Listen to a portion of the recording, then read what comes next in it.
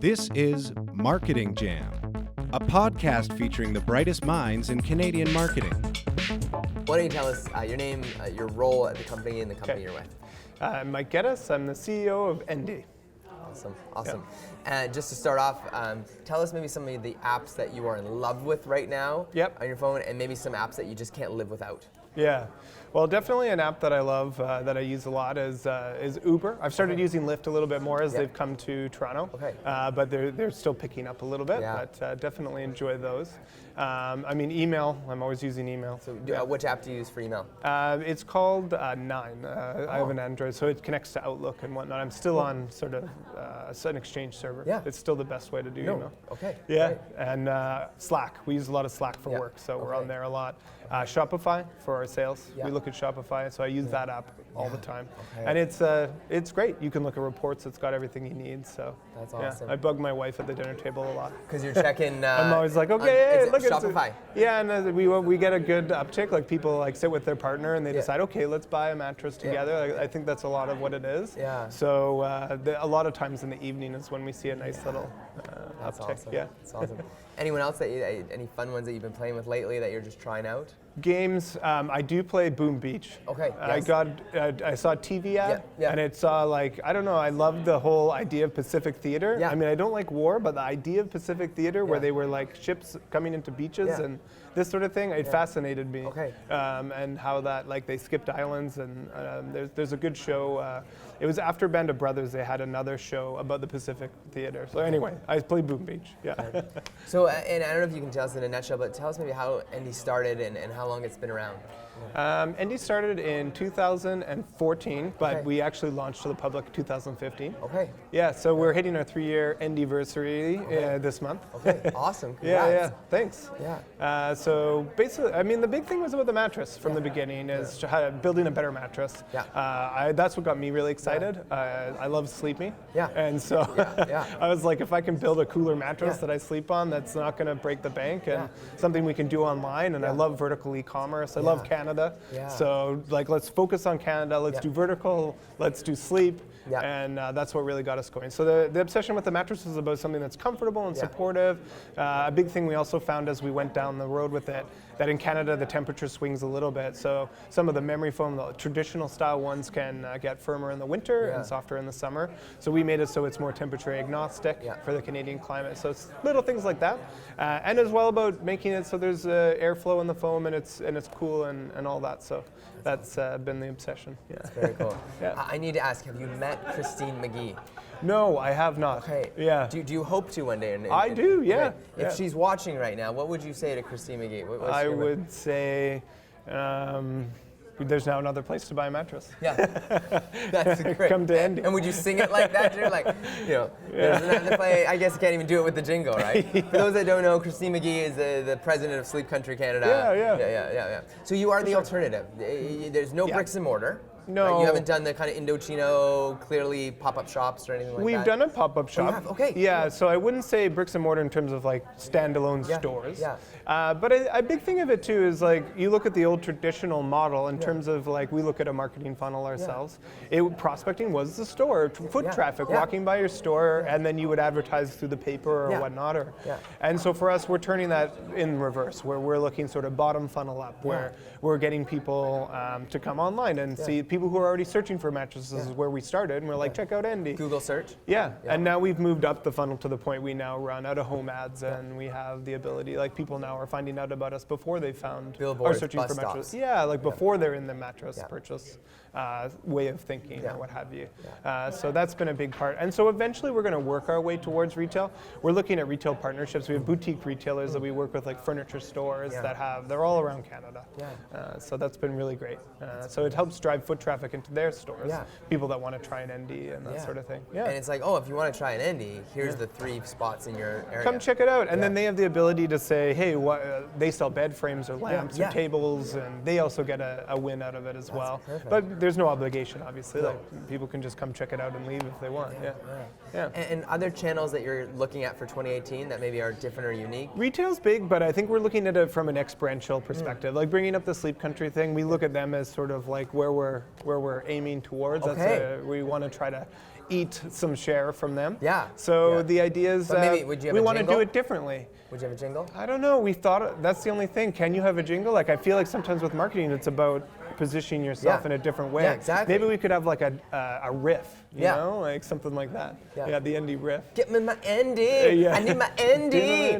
I'm so sleepy. Yeah, exactly. Something like okay. Or a lullaby, maybe. Yeah, that's even better. Right. I love that idea. We're working on it. We've got some ideas coming, but Eric Mercer, the organizer, he's a musician. Yeah. You should talk to him. Yeah, we should. He's a kind of slow jam, he's soul a jam guy. Yeah. Nice. Yeah. So experiential. So what would that look like? Experiential, we really like.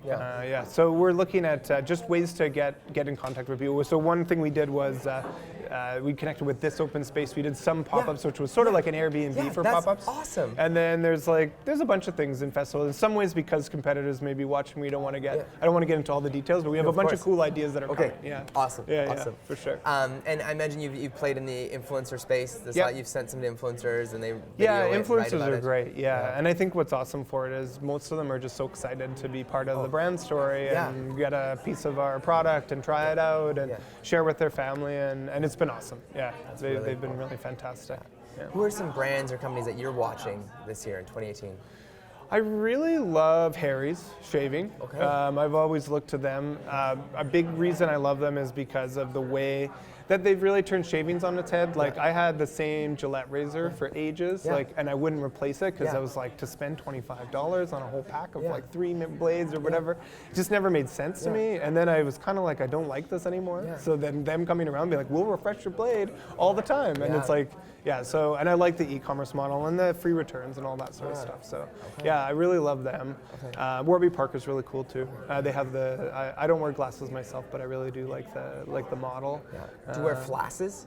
Flasses, like the ones fake without the glasses? Like I heard this is now a thing. Oh, it's a thing. Yeah, people just wear have glasses. Flasses. Yeah, because you appear intellectual. Well, I also got ones with this blue tint, so it helps the screen glare. Yeah, I guess.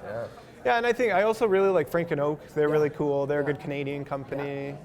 Based out of Montreal. They've done a great job, and they've gone full into retail, and now they're branching into women and men and doing e-commerce, this style thing. So they're pretty cool. Those are some of my favorites. Indochino, have you followed some of those? Indochino, I have. I've never bought a suit from them, so I haven't gone through the process. I like them, and I like their branding.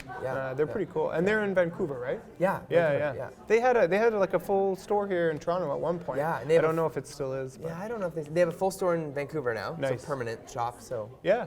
Well, and the retail still is going to play no matter what in the future. I think with Sears and some of that, some people start to say, "Oh, retail's dead," but no, it's about really focusing on where it is. Like just putting a store up in a high traffic location isn't the way to build retail anymore. It has to be thought through to a different level, and the omni-channel, how the channels play together, and how that store fits into the journey and all of that stuff. So you got to this place, you started this company. It's national. It's well known. It's on bus stops. How can someone get to the place you're in right now? They're listening to the podcast. They're watching the show. Sure. I think a big part of it for us was just finding the right model. We found something we were passionate about. Being willing to fail. I mean, I think we had about 3 or 4 ideas we tried before, and they didn't really work. And we were like, okay, cool, let's move on. And we being was it a group of friends or? Me and my partner. Rajan. He did a speech at the DX3 earlier. Nice. And so we tried a bunch of stuff. And then I think a big thing is like the sleep area was the one I always was the most passionate about, and so we saw really good success there.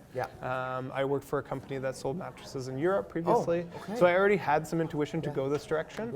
And so we had some ups and downs. Like early on, there were some times that like we weren't sure how this would take off, like within the first few months, and it was like sales were coming in, but like, are we really going to be able to scale it? And I think part of it was just never really taking failure as a learning, and not as looking at it as like, this isn't quite working how I wanted to. Like I'm personally not that. Like just enjoy it, enjoy the journey, be passionate, find something you're passionate about. If you're not passionate about it, you're not going to do it, right? You're going to give up. And you won't put those extra hours in, and you won't have resiliency. Yeah, and sometimes those extra hours are just like just sitting thinking, right? And it's like you're not necessarily typing an email or writing a report. You're sitting there just kind of like, okay, what's my next move, you know? And it does take a lot of time, so it's good. Yeah. So. We were talking earlier, I love listening to podcasts, and I would often get ads for Blue Apron. And eventually I looked into it to get Blue Apron for me and my family, and it's not in Canada. So I found Chef's Plate, and Chef's Plate's great. And I've fallen in love with Chef's Plate. So they're from Toronto, and they're now in BC. They have a distribution center there.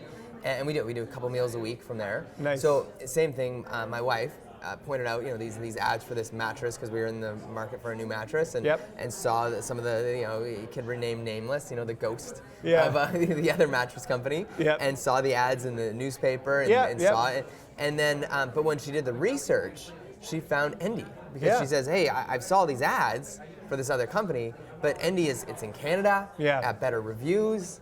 And so what are your thoughts on like? Yeah, it's okay to talk about Casper. I think a big thing for us is they got going right around the same time we did. Really launched quite quickly. Like almost in Canada, the launch was like right around the same time. Were they in America first and then they came They up? were, yeah. And I think a big thing for us is we didn't even know, like we were already getting going, we were ramping up, and they were able to get launched about a month before us. But still, we were like, great, no problem. I think a big thing for us is like, let's, instead of it being a tack on to the US business like they have, our focus has continually been to be Canada first, right? That's awesome. And we built our distribution so that like we actually have a warehouse that's opening in Vancouver. Oh, congrats. So like we're focused on all the small towns, we're focused on the cities, we're focused on purely across Canada. And I think a big part of where the love is coming in, also in terms of our mattress, like from the very beginning, we've really focused on building something that works for Canadians, right? It's not just something that we're not just trying to build something that we can now just build a cookie cutter model and send it around the world, right? We want to build, stay, and become an iconic Canadian brand. That's really our goal at the end of the day. Yeah. When looking at your Shopify store and looking at the analytics there, does the one thing you look at is saying when you do make a sale, isn't just celebrating the sale, but also monitoring where it came from, where the traffic came from, the attribution? Yep, we've started looking at that. I think the one thing is with attribution is it can be a bit of a fool's errand, because especially like say you look at the two titans of digital, Google and Facebook. Facebook's attribution model is wonderful to tell you how Facebook has given you everything, and Google's is fantastic at telling you how Google drove everything, but they don't talk to each other. So you're never going to get a perfect picture of it. It will still rely a little bit on intuition for intuition. And a great thing is talking to customers too. Because most customers will know, like, the touch points that got me, like some people will say, I saw you on the TTC. Or they'll say, like, I saw you on Dragon's Den or whatever, and that'll be the thing that was, and most of the time it's an emotional moment where you're like, that's pretty cool. I want to check them out, that sort of thing. And your Dragon's Den experience, you mentioned it. Do you want to tell us about what that was like as a Canadian, being on a good Canadian? It was nerve-wracking because I'd watched that show before it even started Endy, and always kind of thought what it would be like to pitch them, and then to actually go on and be able to pitch them was really cool, right? I think a lot of people who have watched the show have that experience. So but I have to admit, it was very nerve-wracking. We were about to start, and then I was all ready to go, and then they said, you know what, we're going to wait till after lunch, and then we came, and so we had to wait for another couple hours in the green room, and my palms got pretty sweaty. But by the time we got out, it was great. I think it was well received. And it was worth the effort to do it and go through the process. For sure. Awesome. Very cool. Definitely. Any magazines or books that you recommend to marketers out there? I definitely really read a lot of HBR, Harvard Business Review, really like that. I actually like, when I look back even to when I did business school, the Kotler textbook, I don't know if anybody reads the old style traditional marketing stuff. I really like it now that we're doing more offline, and as we've gotten going, I think I'm a digital thinker and a digital first marketer, so I could go on and on about clicks and attribution. But when it comes down to it, there still comes down to like a product and a fit and the market and the demo and the person and the human, and I think getting to that human connection is super important. So I do like the sort of old style version of it as well. It's really cool. And podcasts. So we're on a podcast show right now. Podcasts are amazing. Any podcasts that you're in love with right now, or that you follow on a regular basis? the Unmarketing Scott Stratton's given us some really nice shout outs lately, so I've been following them a little bit. That's awesome. He did. It was really nice of him, and so I was really loving sort of what we're doing.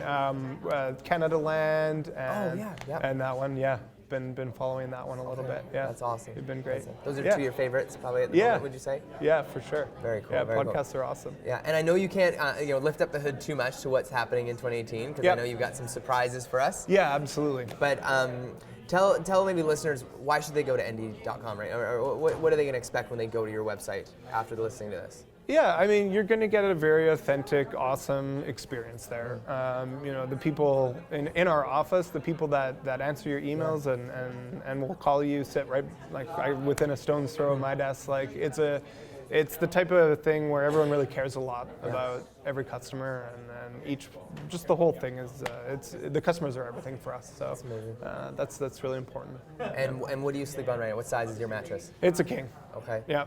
Yeah, my wife sleeps pretty close to my end. It still feels like a queen, but it's good. I like it. Yeah, the cuddling is always good. That's awesome.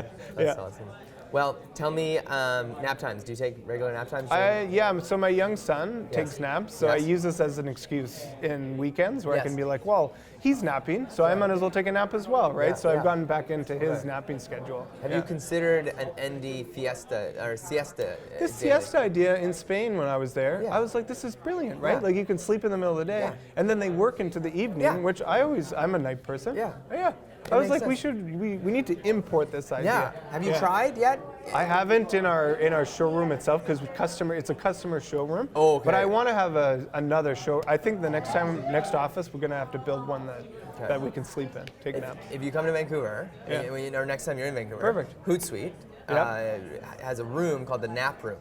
They need an Endy sponsored nap room. Yeah, because right now it's these almost like army-like mattress things. We got to get them Endys. You should. Talk to Ryan. You should talk to Ryan. And Ryan, if you're listening, Ryan.